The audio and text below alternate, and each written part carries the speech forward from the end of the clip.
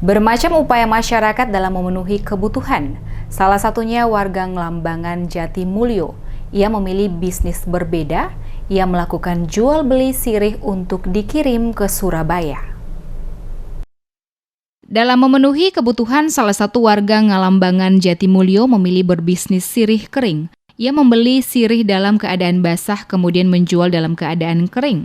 Satgas yang penasaran dengan bisnis yang dilakoni Pak Ngalamat menyambangi lokasi untuk sharing.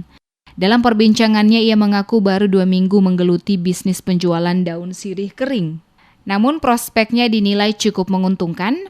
Selain itu, bisnis miliknya dapat membantu warga lainnya untuk meningkatkan pendapatan mereka. Memulai usaha seperti ini sejak kapan, Pak? Per 2 minggu, Pak. Ya, daun sirih, silas-silas, jualnya ini ke Surabaya. Ngalamat juga membeli jenis umbi walur, daun jeruk, dan sayur kunci. Untuk kemudian dijual lagi ke pabrik Surabaya, untuk kemudian dikirim ke Bandung.